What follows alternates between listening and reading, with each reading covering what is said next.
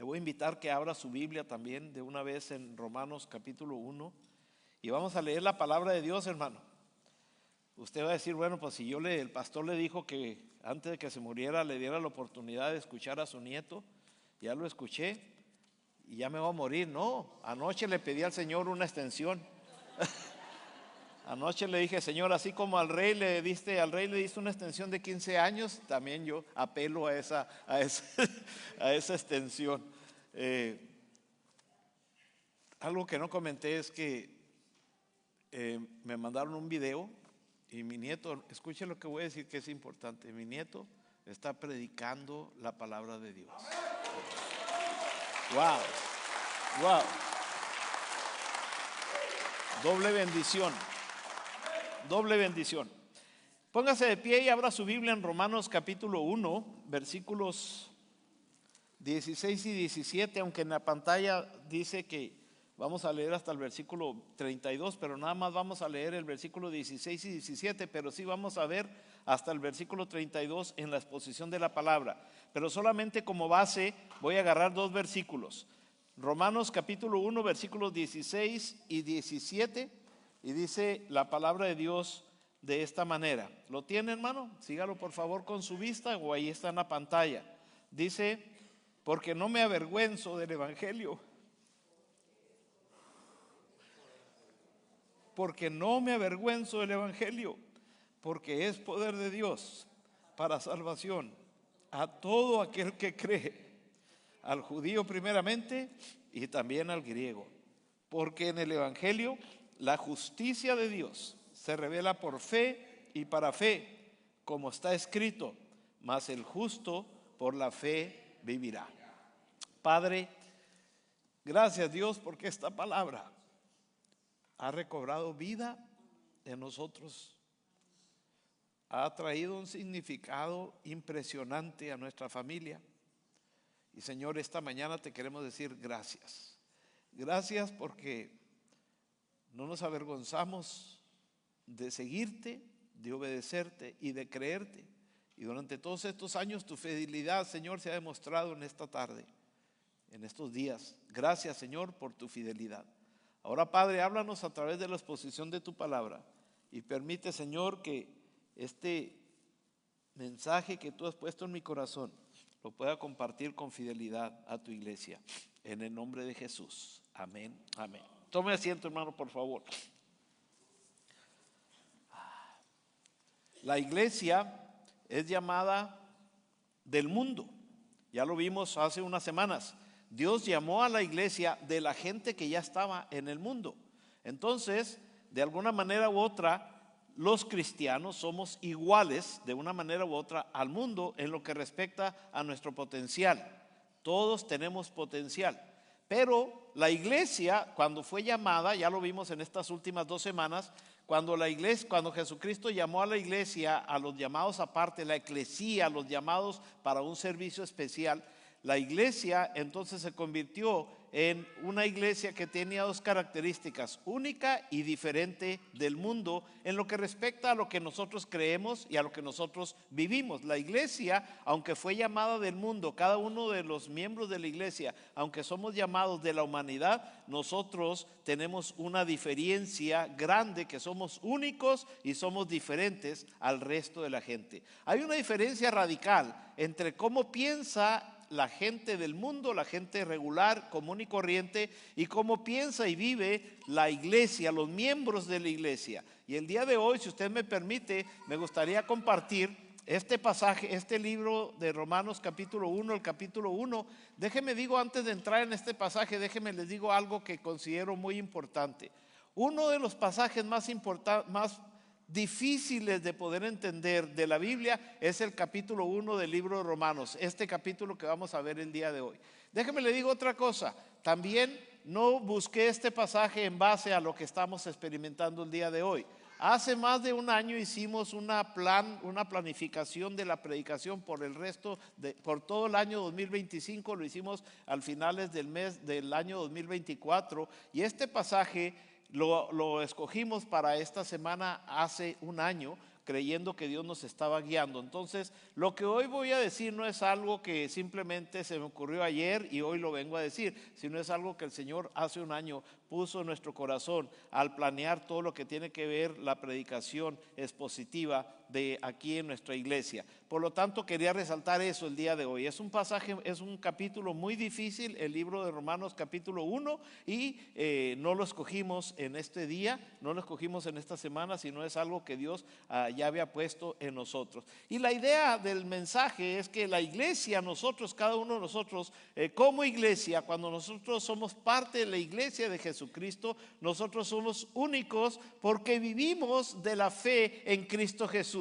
Vivimos y ponemos nuestra fe en la justicia de Dios. Hemos sido salvos de la ira de Dios. Hemos recibido la salvación y ya no somos expuestos a la ira de Dios cuando nosotros nos presentemos ante el gran trono blanco, porque Cristo ha perdonado nuestros pecados, nos ha salvado, lo hemos recibido como salvación, como Salvador, y esa salvación que Él nos ofreció hace que la ira de Dios se quite sobre nosotros y caiga o cayó sobre el sacrificio que Jesucristo hizo en la cruz. A diferencia de la demás gente que no ha recibido a Cristo como Salvador, el mundo vive en rechazo de Dios, y por lo tanto esa gente que ha rechazado el evangelio o no ha recibido a Cristo como Salvador experimentará la ira presente y también la ira futura de Dios. Entonces, los que no tienen a Cristo como Salvador, en base a lo que la Biblia nos enseña, ellos están expuestos a la ira de Dios, al coraje de Dios, al castigo de Dios. Entonces, hermanos, esa es la gran diferencia nuestra. Nosotros somos salvos por fe y para fe, y por fe en Jesucristo. Cristo ha puesto su vida por nosotros. En primer lugar, me gustaría resaltar en estos dos versículos, me gustaría resaltar que de dónde viene la justicia de Dios. Si usted se da cuenta, en el versículo 16 que tomé como base, dice: no me avergüenzo del evangelio. Está escribiendo el apóstol Pablo, dice: no me avergüenzo del evangelio. En cualquier circunstancia, o sea, lo que Pablo está diciendo en este versículo, en cualquier circunstancia social en la cual me encuentre, en cualquier influencia comunitaria, política y moral en la cual yo me encuentre dentro de mi comunidad, dice Pablo: yo no me voy a avergonzar de decir que soy creyente. Vivimos nosotros ahora en el siglo XXI en una sociedad donde ser creyente probablemente o decir que somos cristianos se nos acusa de intolerantes, se nos acusa de personas indeseables, porque nuestra sociedad está contaminada de pecado, de maldad, de inmoralidad. Han legalizado la inmoralidad como si fuera ahora pecado ser moral o vivir una vida moral. Y el apóstol Pablo está diciendo en este versículo: a pesar de las circunstancias políticas en las cuales nos encontremos, a pesar de las circunstancias morales y la influencia moral pecaminosa en la cual la sociedad está tomando dirección, dice Pablo: yo no me avergüenzo del evangelio. No me da vergüenza decir que he puesto mi confianza y mi fe en el Señor Jesucristo, porque es poder, dice él. Es poder. El poder de Jesucristo ha impactado mi vida, dice el apóstol Pablo. En este versículo el apóstol Pablo dice: yo no me avergüenzo del evangelio porque es poder. El evangelio es poder de Dios, no es un poder político, no es un poder social, no es un poder económico. Dice: es poder de Dios para salvación a todo aquel que cree. Y si usted ha creído en Jesucristo, dentro de usted está el Espíritu Santo, que le da poder, dice la Biblia, le da poder de salvación y poder para vivir una vida recta que agrade a Dios y que le disfrute, que usted pueda disfrutar en cada momento de su vida. Dice: porque es poder de Dios para salvación. El versículo 16 dice: a todo aquel que cree. Y luego dice: al judío primeramente, a los que él vino. Y luego dice: y también al griego. O sea, nosotros no somos griegos, pero somos gentiles y cabemos dentro de esta mezcla de la sociedad. Luego el versículo 17 dice: porque en el evangelio el evangelio de salvación de Jesucristo, dice el versículo 17, porque en el evangelio la justicia de Dios se revela por fe y para fe. Dice, como está escrito, mas el justo por la fe vivirá. Muy bien, ¿de dónde viene entonces la justicia de Dios en base a estos dos versículos? En primer lugar, mis hermanos, la justicia de Dios viene por la fe. Si nosotros tenemos fe en Jesucristo, Dios va a manifestar todo. Dice la Biblia, yo sé los planes que tengo para ti y son planes de bien y no de mal. Todos los planes que Dios tiene para nosotros, dice la palabra de Dios que toda buena dádiva y todo don perfecto proviene de lo alto, del Padre de las luces. Dios desea bendecirnos, Dios desea que nosotros descubramos todo el potencial y experimentemos y disfrutemos todas las áreas de felicidad que Él ha preparado para nosotros. Él quiere que nosotros seamos felices. Dice la Biblia, mi paz os dejo y mi paz os doy, dice el Señor Jesucristo, y mi paz no es como el mundo la da. Dice, no se turbe vuestro corazón ni tenga miedo, solamente confiemos en Jesucristo y la paz, dice la Biblia, que sobrepasa todo entendimiento, guardará vuestros corazones en Cristo Jesús. O sea que nosotros podemos disfrutar de la verdadera paz, de la verdadera felicidad, si nosotros tenemos la fe puesta en el lugar correcto. No es solamente tener fe. Mi abuelita decía, con que tengamos fe es suficiente. No es tener fe, es en qué estoy depositando mi fe, a quién le estoy entregando mi fe, en quién estoy poniendo mi confianza. Entonces no es solo tener fe, sino es tener fe en la persona correcta que se llama Rey de Reyes, Señor de Señores, Alfa y Omega, se llama Jesucristo. Amén. Entonces, si queremos salir adelante y ser victoriosos, no debemos avergonzarnos, debemos creer solamente que nuestra fe es la que hace posible que se abran todas las puertas de bendición para ser guiados por el Espíritu Santo. Hermanos, según estos versículos, somos entonces justificados por la fe. Y si somos justificados por la fe, como dice el versículo 17, si somos justificados por la fe, entonces debemos vivir por esa misma fe en Dios y en su palabra. Así como tuve que creer en Jesucristo, dice la Biblia, el versículo 17, dice, porque en el evangelio la justicia de Dios se revela por fe y para fe, o sea, para recibir la justicia de Dios, el perdón de tus pecados, para poder recibir la bendición de la salvación, el rescate de la condenación del infierno y darte la vida eterna. Tuviste que tener fe.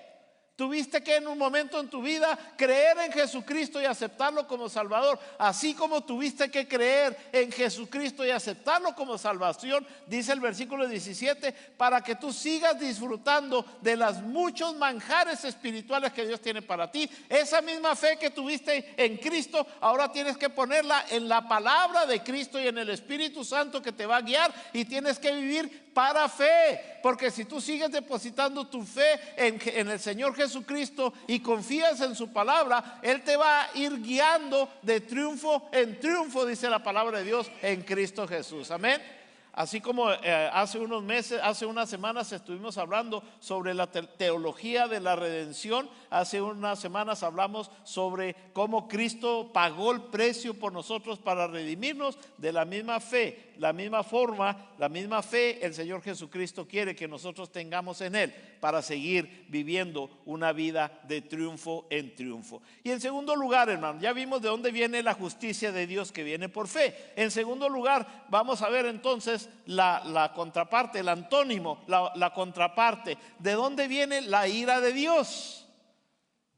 Estamos viendo la misericordia de Dios, el amor de Dios, la salvación que Dios ofrece y que se puede recibir por fe. Pero ¿qué pasa con aquellos que no reciben, que no tienen fe en Jesucristo, que no creen en Jesucristo, que no obedecen su palabra? Dice la palabra de Dios entonces que la ira de Dios se manifiesta contra toda impiedad e injusticia. ¿De dónde viene la ira de Dios? Leamos el versículo 18 al 20. Mire lo que dice la palabra de Dios del versículo 18. Porque la ira de Dios se revela desde el cielo contra toda impiedad e injusticia de los hombres que detienen con injusticia la verdad. Porque lo que es de Dios, versículo 19,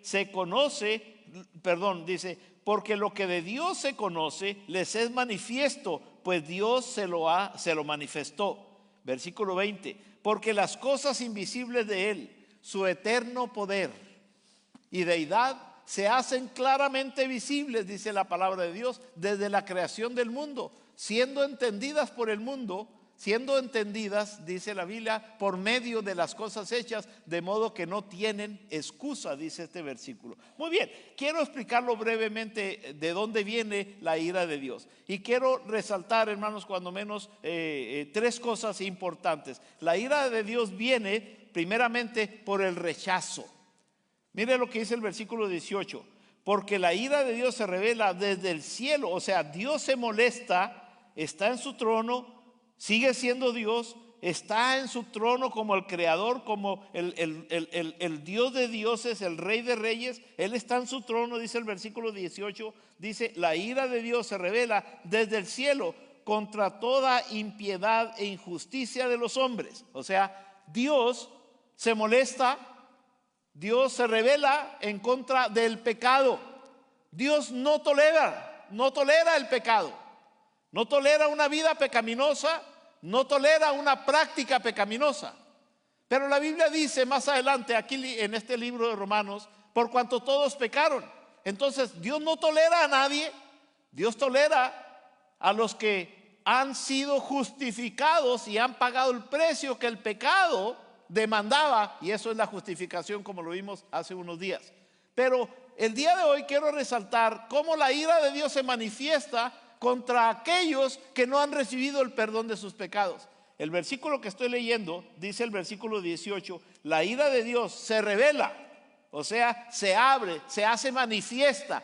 La persona, el individuo receptor de la ira de Dios, dice la Biblia, se revela desde el cielo contra toda impiedad. O sea, el que va a recibir la ira, el castigo de Dios, es toda persona que está practicando consciente y deliberadamente prácticas pecaminosas que le impiden tener una buena relación con Dios.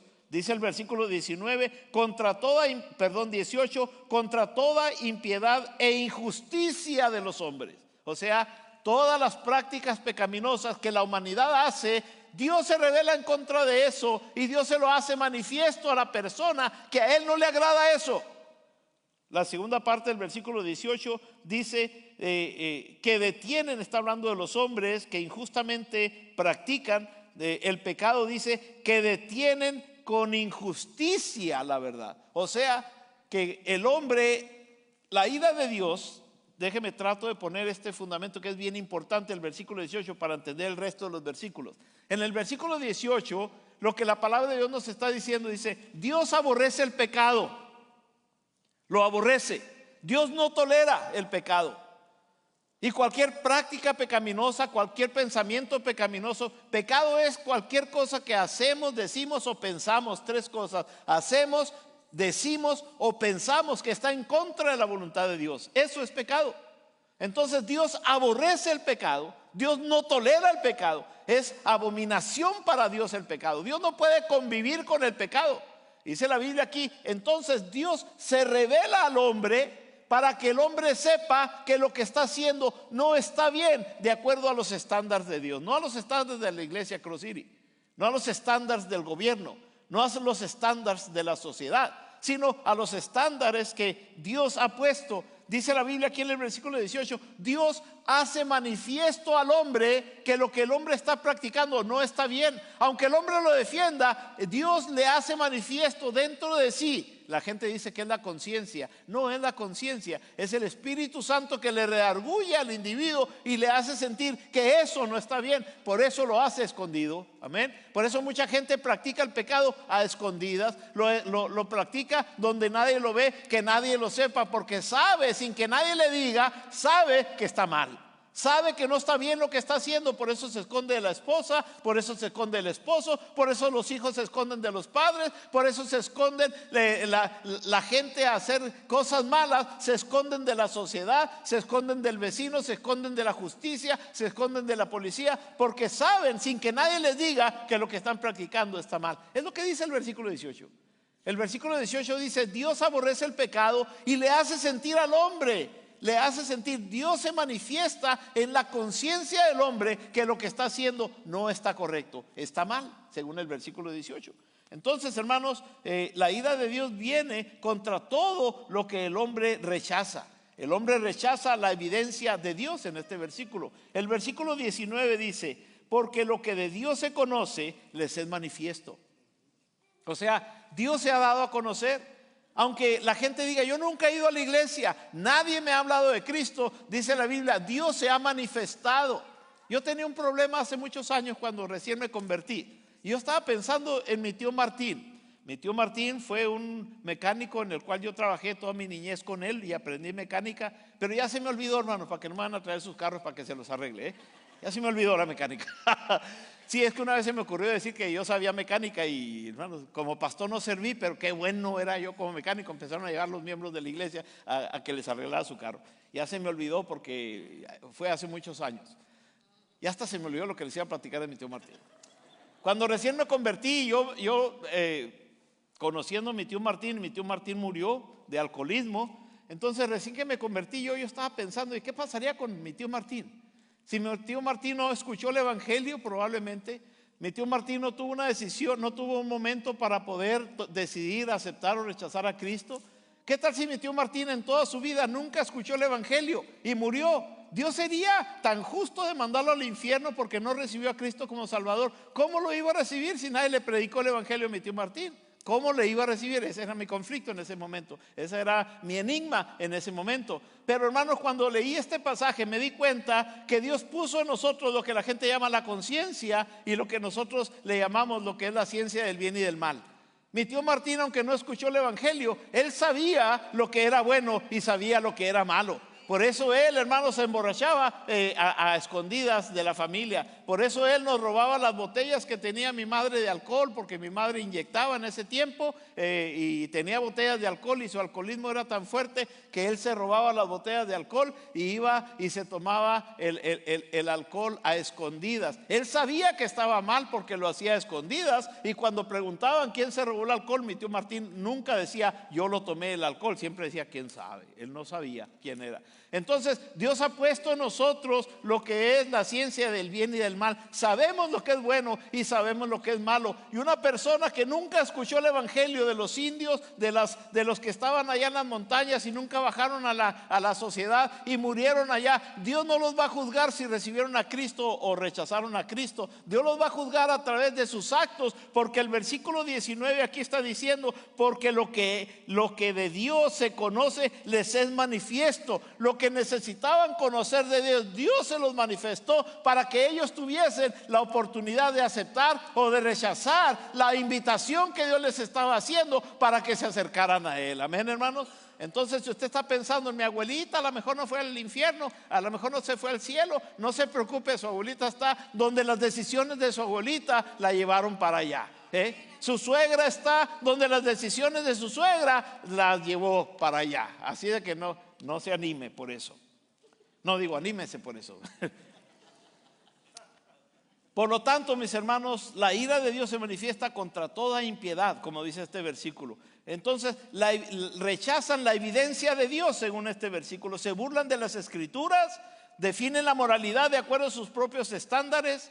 No tienen excusa porque la naturaleza da testimonio de su existencia de Dios. Hay un grupo, hay una influencia en este tiempo muy fuerte que en el versículo 18 al versículo 20 nosotros podemos ver que esa influencia en nuestra cultura de hoy está afectando la mentalidad de nuestros jóvenes. La cultura de hoy, hermanos, está influenciando a nuestra sociedad y niegan la verdad absoluta. Ellos creen, la cultura de hoy ahora redefine la verdad como una verdad relativa. Oh no, si para ti está mal, si tú te sientes mujer, tú eres mujer. Esa es una verdad relativa. La verdad absoluta es que la palabra de Dios es clara y la palabra de Dios es simple. La palabra de Dios es simplemente lo que Dios quiere para nosotros, para que vivamos bien de acuerdo a los estándares de Dios y disfrutemos de la bendición de Dios sobre nosotros.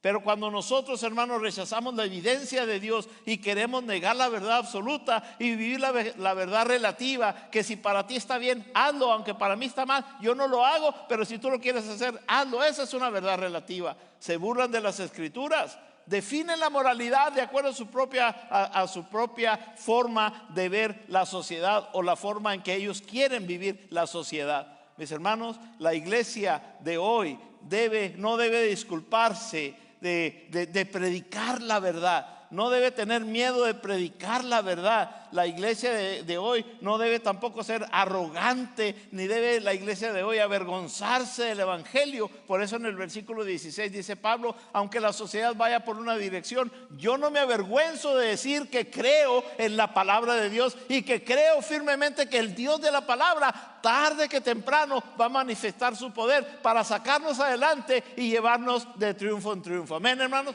Ahora sí, denle un aplauso al Rey de Reyes. Déselo fuerte al Señor. Gracias, Señor Jesús, por eso. Pero la ira de Dios no únicamente se manifiesta con aquellos que rechazan la evidencia de Dios, pero según este pasaje, también la ira de Dios se manifiesta sobre los que rechazan la sabiduría de Dios. No únicamente la evidencia de Dios, pero en segundo lugar, la sabiduría de Dios. Miren lo que dice el versículo 21. Es bien interesante el versículo 21. Dice: porque habiendo, dice el versículo, conocido a Dios, no le glorificaron como a Dios, ni le dieron gracias, sino que se envanecieron en sus razonamientos, y su necio corazón fue entenebrecido. Profesando ser sabios, se hicieron necios y cambiaron, dice la Biblia aquí, y cambiaron, ¿qué dice? Fuerte, ¿qué dice? Cambiaron, no, ni me están haciendo caso, ¿verdad? Ya están pensando en los frijoles y el chino allá. El chino ya está desesperado, ya está pasando lista y me va a poner falta. Versículo, ¿en cuál estamos? 23, todos juntos. Y cambiaron la gloria del Dios incorruptible en semejanza de imagen de hombre corruptible, de aves, de cuadrúpedos y de reptiles. Muy bien. Rechazamos la evidencia de Dios en primer lugar. En segundo lugar, rechazamos la sabiduría de Dios. Mira qué interesante, porque en este versículo dice: habiendo conocido a Dios, no le glorificaron como a Dios. O sea, no pusieron a Dios en su vida en el lugar que Dios debería de estar. Dejaron de poner a Dios en el lugar que Dios debería estar y lo cambiaron. Dice: sino que se envanecieron. ¿Qué es envanecerse según este versículo? Hincharse de orgullo. No disculparse. Cuando habla de envanecerse, es hincharse de orgullo, es soberbia, es vivir en vanidad, es vivir en una actitud arrogante, de arrogancia.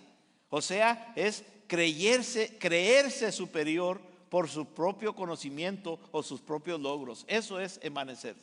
Envanecerse es cuando la sociedad o el individuo dice: yo no necesito a Dios, yo puedo salir adelante.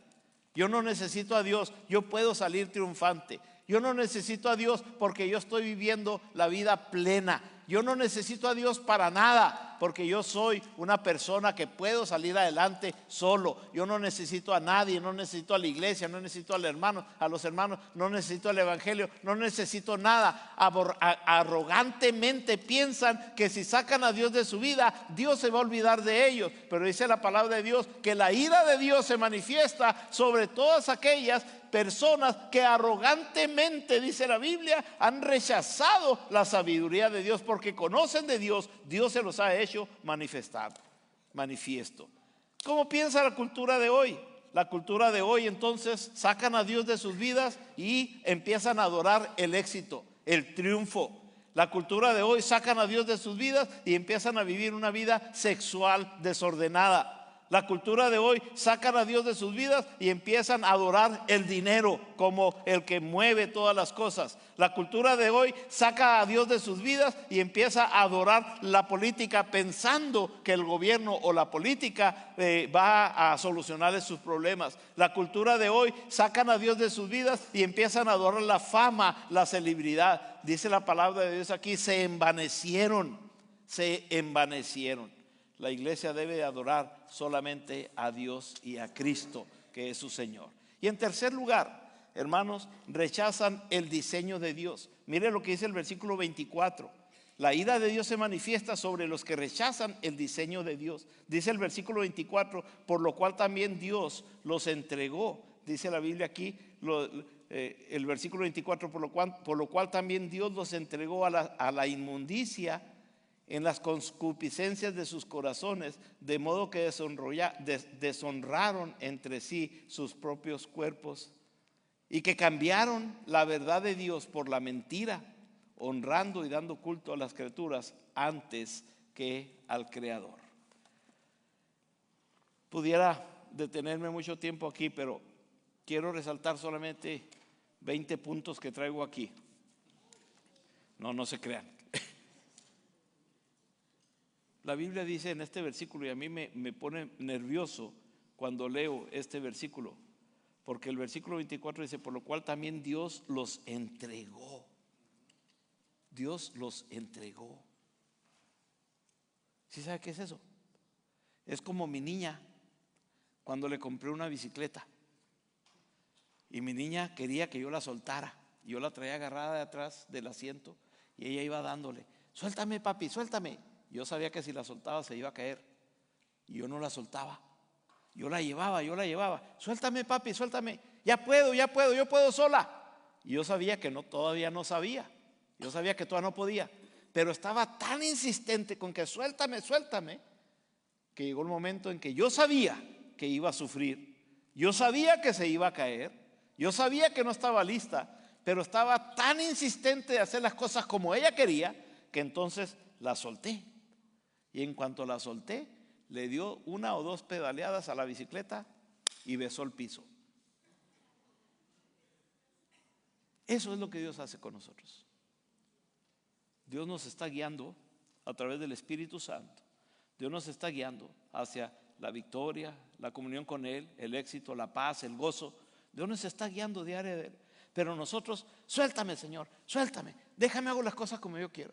Ya no voy a ir a la iglesia porque voy a trabajar tiempo extra. Ya no voy a ir para allá porque tengo un amante. Ya no voy a ir para allá porque estoy adicto a la pornografía. Ya no voy a hacer eso porque encuentro más paz en la drogadicción. Ya no voy a hacer esto porque el dinero es lo que yo quiero. Quiero tener mucho dinero porque quiero ser famoso y me voy a hacer 20 cirugías para entonces parecerme a Chuy Ávila. Y cada quien. Y queremos hacer las cosas a nuestra mano. Y dice el versículo 24 que llegó un momento en que Dios dijo, ok, ¿eso es lo que quiere? Lo soltó. Hermanos, cuando Dios te suelta, you are by your own, como dicen en inglés. Estás bajo tu propia responsabilidad. Y no porque Dios no te ame, sino porque tú decidiste irte por ese camino. Mira, Dios lo soltó, está en 3 versículos. Versículo 24. Dios los entregó, dice el versículo 24. Versículo 26.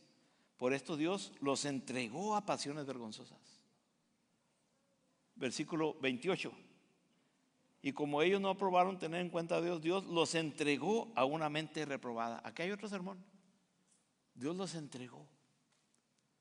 ¿Quiere vivir una mente reprobada y pensar que está bien? Si todos lo hacen, yo también lo voy a hacer.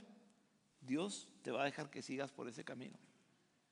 ¿Quieres una vida desordenada de hacer lo que te da la gana con la vida? Dios tanto insiste en que Dios te va a soltar. Ándale pues, cáigase. Se va a caer y se va a golpear. Dios lo soltó. ¿Cuáles son los resultados?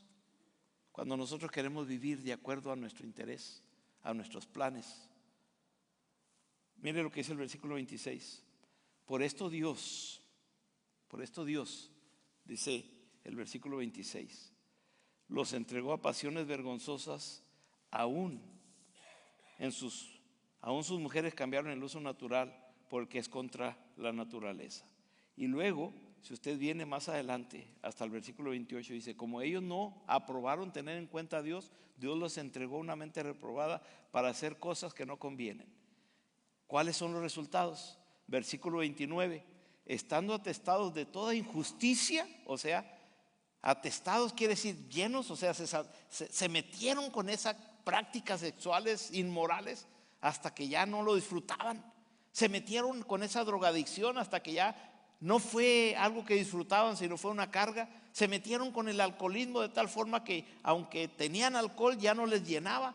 Se metieron con ese deseo de tener dinero que no les satisface el dinero que tienen el día de hoy. Se metieron en todas esas prácticas, dice el versículo 29, estando atestados, llenos, hartos sería otra palabra, hartos de toda injusticia. ¿Cuál es el resultado?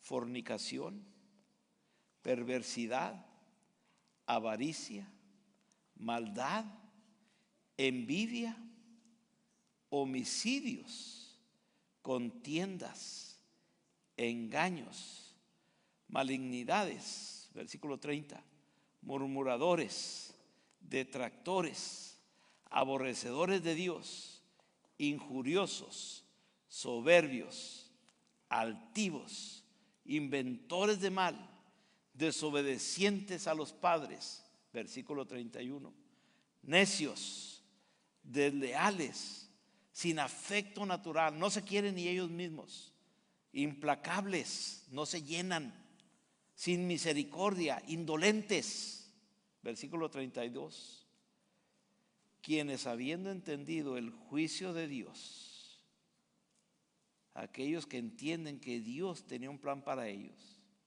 y que ellos decidieron practicar tales cosas, dice la Biblia, que los que practican tales cosas son dignos de muerte. Y no solo las hacen, sino que también se complacen con los que las practican.